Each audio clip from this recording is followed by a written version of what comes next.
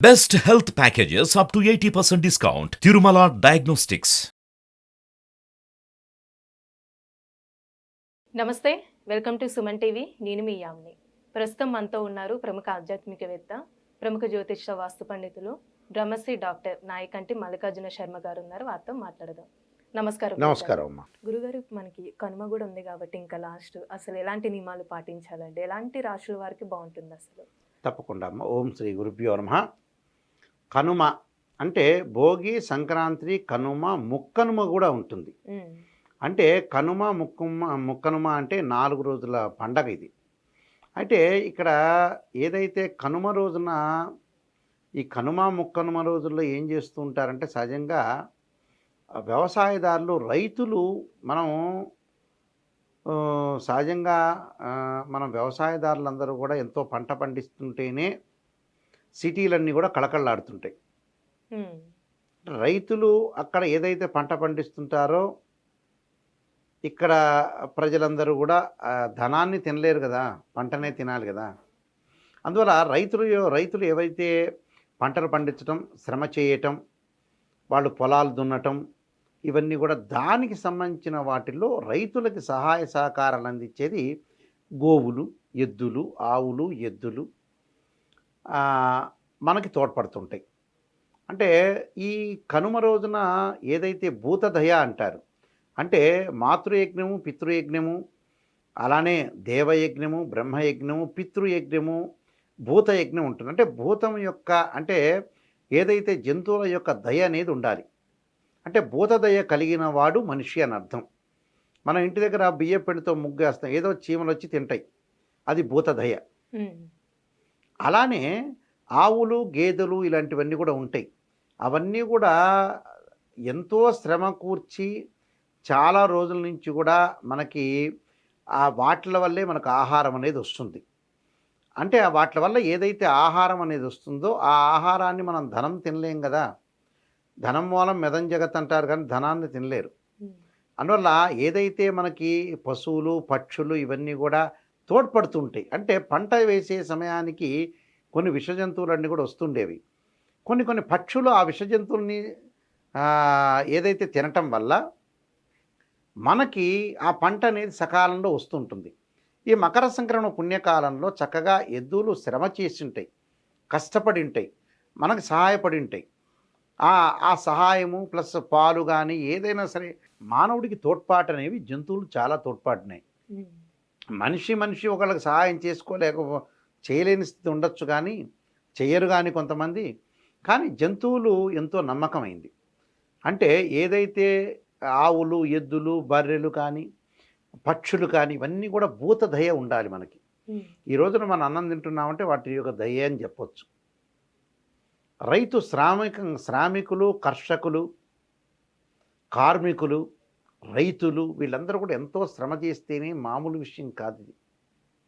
పంట పండించడం అంటే రైతులు మామూలు విషయాలు కావు. ఒక సిటీలో వ్యక్తి ఒక గడ్డపార కూడా కింద వేయలేడు. గడ్డపార కూడా కింద వేస్తే దగ్గు వస్తుంది ఆటోమేటిక్గా. అంటే అంత శ్రమ చేస్తుంటారు. సరే, ఎవరి మేధస్సు వాళ్ళది. కొంతమంది తెలివితేటలతో ఉంటున్నారు, చదువుకొని మేధస్సుతో ఉంటారు. కొంతమంది శారీరక శ్రమని నమ్ముకుంటారు, బలాన్ని నమ్ముకుంటారు. ఒకటి ఎవరికి వాళ్ళదే. అయితే ఆ రోజున ఎద్దులకి చక్కగా అలంకరణ చేసి, ముక్కోటి దేవతలందరూ గోవులో ఉంటారు కాబట్టి వాటికి బొట్టు పెట్టి అలంకరణ చేసి పూలదండలు వేసి ఆవు పంద్యాలు, ఎద్దుల పంద్యాలు జరుపుతూ ఉంటారు. అంటే ఎద్దుల పంద్యాలు వాటిలో ఉత్సాహాన్ని నింపడానికి, ఆ నింపి వాటికి ఏదైతే సహాయము, ఆహార పదార్థాలు, పూలదండలు, అంటే ఒక గౌరవప్రదంగా మనం ముక్కోటి దేవతలందరూ కూడా ఆవుల్లో వాటిల్లో జంతువుల్లో ఉంటారని మనం భావించాం. కాబట్టి మన భారతీయ సనాతన సాంప్రదాయంలో ఎప్పుడు కూడా భూతదయ కలిగి ఉండాలని వాటిని మనం పూజ చేస్తూ ఉంటాం. ఆ పూజ చేయటం వల్ల మనకి మంచి జరుగుతుంది, వాటి యొక్క దయ అనేది వస్తుంది అని అర్థం. ఆ రోజున ప్రత్యేకంగా మిగతా రాసుల వాళ్ళు ఏమి చేయాలి అని చూస్తే సామాన్యంగా ఏంటంటే ఈ కనుమ పండుగ రోజున ఈ నాన్ వెజ్ ఎక్కువ తింటారు సహజంగా.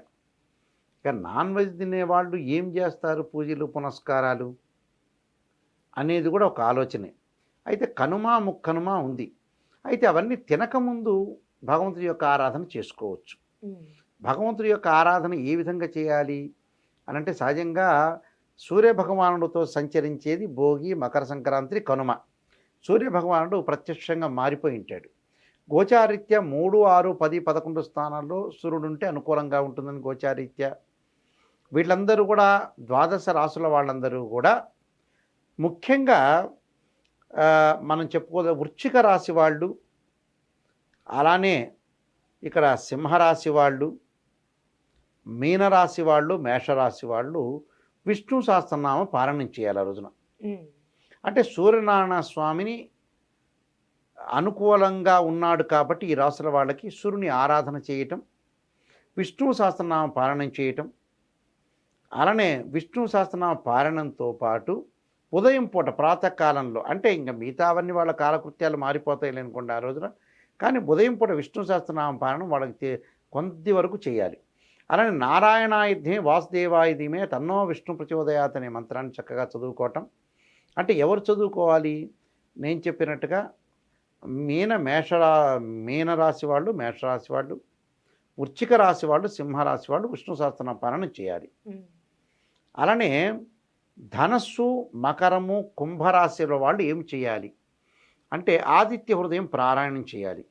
ఆదిత్య హృదయం పారాయణంతో పాటు చక్కగా జపాకుసుమ సంకాశం కాశ్యపేయం మహాదుతిం తమోరం సర్వపాపగ్నం ప్రణతోస్మి దివాకరం. అంటే ధనస్సు, మకరం, కుంభరాశి వాళ్ళు. అలానే వృషభ, మిథున, కర్కాటక రాశి వాళ్ళు ఏం చేయాలి అనేది చూస్తే వృషభ, మిథున, కర్కాటక రాశి వాళ్ళు ప్రత్యేకంగా వాళ్ళు సూర్యుడి యొక్క ఆరాధన చేయాలి. సూర్యుడి యొక్క ఆరాధన ఎలా చేయాలి? సూర్య హోమం చేసుకోవటం మంచిది. ఓం ఆదిత్యాయ స్వాహ, లేకపోతే ఓం సూర్యాయ స్వాహ అని జిల్లేడు సమితులతోటి హోమం చేయటం మంచిది. అంటే ఎవరు? వృషభ, మిథున, కర్కాటక రాశి వాళ్ళు. అలానే కన్యా, తులారాశి వాళ్ళు ఏం చేయాలి అని అంటే ఆదిత్య హృదయాన్ని పారాయణం చేయాలి. అంటే ఆదిత్య హృదయాన్ని పారాయణం చేయటం వల్ల చాలా అనుకూలమైన ఫలితాలు జరిగే అవకాశం ఖచ్చితంగా ఉంటుంది.